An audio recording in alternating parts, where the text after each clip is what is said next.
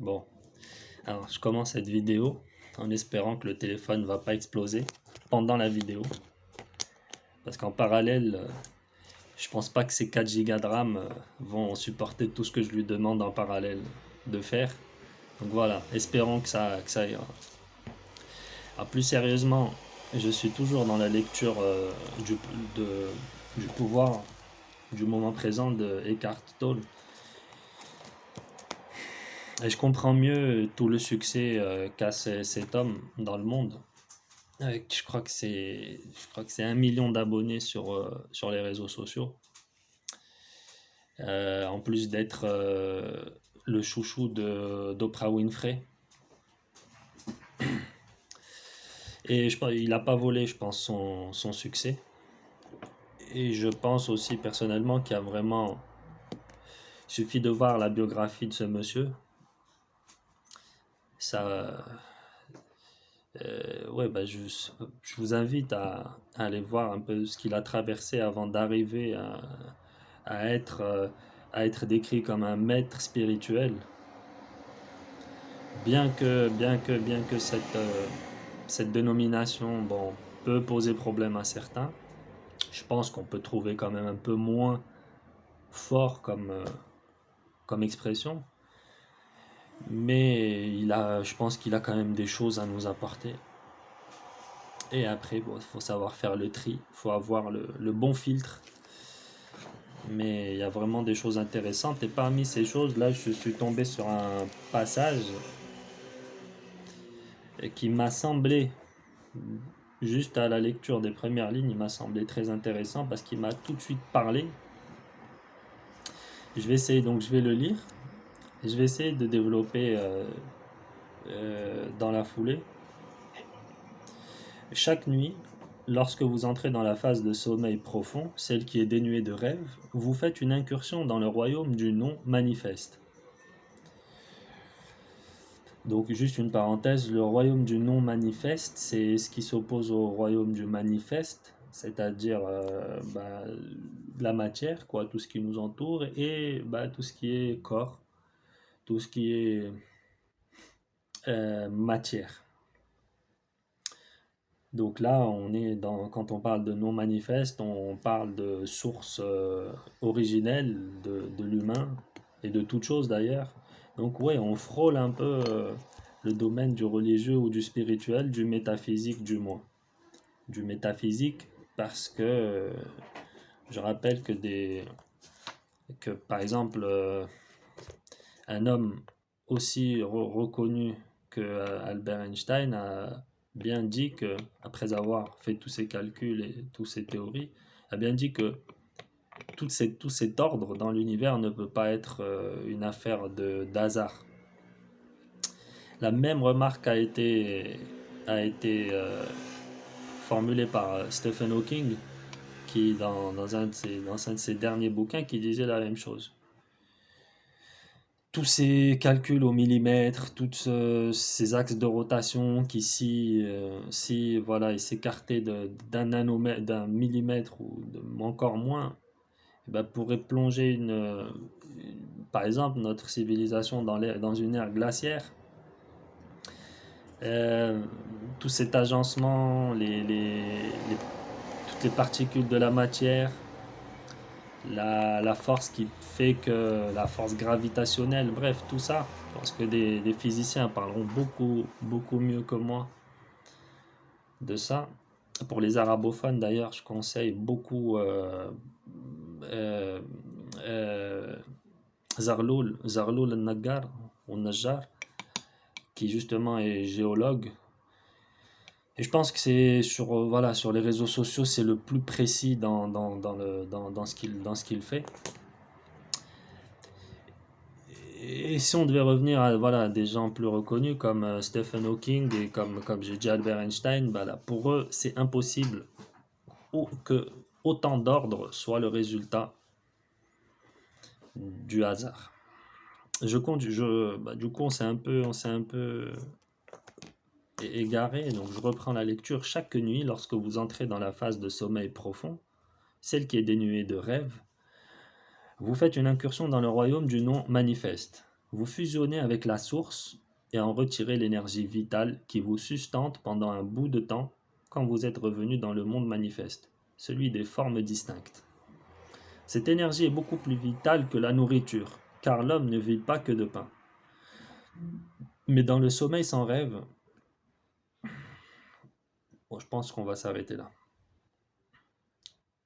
Alors souvent, vous avez dû remarquer que quand on se réveille après une bonne nuit de sommeil, celle qu'on appelle les nuits réparatrices, on se sent apaisé, on se sent calme, on se sent à même d'affronter le quotidien. Euh, Sauf qu'on nous conseille les recommandations, voilà, les plus, les, les plus en vue, ou la recommandation la plus en vue, c'est cette fameuse nuit de 8 heures minimum. Sauf que euh, on sait que beaucoup d'hommes très importants disons, ne parlons pas des hommes politiques ou autres, mais parlons plus de ceux qui représenteraient beaucoup plus une forme de sagesse, etc., c'est-à-dire des êtres plutôt spirituels, ne dormaient pas autant, ils ne dormaient pas 8 heures. Et certains n'avaient besoin que de 3 heures de sommeil, et puis ils arrivaient à se revitaliser en simplement 3 heures. Si on voit bien, dans ce que dit ici Eckhart Tolle, la phase de sommeil profond, ou ce qu'il appelle lui, ouais, ben voilà, la phase de sommeil, ce qu'il appelle lui, par opposition au sommeil paradoxal, où on fait des rêves. Cette phase de sommeil profond, elle dure pas toute la nuit. Elle dure 3 heures, ou pour certains, ça doit varier, mais elle dure, on va dire, voilà, en tout cas pas 8 heures et pas 6 heures. Donc en fait, c'est cette phase-là qui régénère. C'est fabuleux parce que ce que ressent cet homme, alors sans preuve scientifique, parce que lui, pour le coup, il est beaucoup plus dans le spirituel pur, sans vraiment d'expérience à part la sienne. La science atteste ce que cet homme a ressenti. C'est-à-dire qu'on a besoin surtout, il y a une phase déterminante dans le sommeil qui nous permet de nous régénérer, régénérer. Donc là déjà, on a une rencontre favorable entre la science et l'expérience personnelle. Moi, en tant que... Je ne sais jamais comment présenter la chose. Musulman pratiquant, pour moi, c'est c'est c'est- c'est une... je cherche la figure de style. C'est un pléonasme. Euh, ou bien être spirituel, ou aspirant à une spiritualité. J'en ai d'autres comme ça. Je, je sais que en tant que musulman, on n'est pas censé dormir 8 heures complètes. Pour la simple raison que les prières nocturnes occupent une place très importante. J'en veux pour preuve la sourate Al-Muzammil, Ya ayyuha al-Muzammil, قم الليل إلا قليلا نصفه, la moitié de la nuit, نصفه أو زد عليه ورتل القرآن نصفه أو زد عليه, et même tu peux aller même au-delà de la moitié de la nuit, ce qui fait même les 2 tiers de la nuit. Après, ça dépend de quelle nuit et ce que chacun voit comme la nuit, mais ce qui fait que ça peut nous amener à 3 heures de sommeil. Mais c'est 3 heures quand on rentre dans... Et puis je continue aussi, puis il y a beaucoup de sourates, il y a un échange entre l'ange Gabriel, bon, on peut en parler, Jibril, l'ange Gabriel, qu'on retrouve dans toutes les religions, qui échange avec le prophète, qui lui dit: aime qui tu veux, tu finiras par le quitter. Fais ce que tu veux, tu seras rétribué en fonction de ce que tu fais. Et sache que l'honneur de l'homme ou sa force réside dans ses prières nocturnes et par le fait qu'il n'ait plus besoin de personne le lendemain quand il se réveille, parce qu'il a déjà tout pris cette énergie vitale dans le sommeil, dans le bon sommeil. أحبب ما شئت فإنك مفارقه فإنك ستفارقه وافعل ما شئت فإنك مجاز به واعلم أن شرف المرء في j'espère que ma mémoire ne me fait pas défaut pour les arabophones في قيامه يعني يكون في قيامه بالليل واستغنائه عن الناس. Voilà.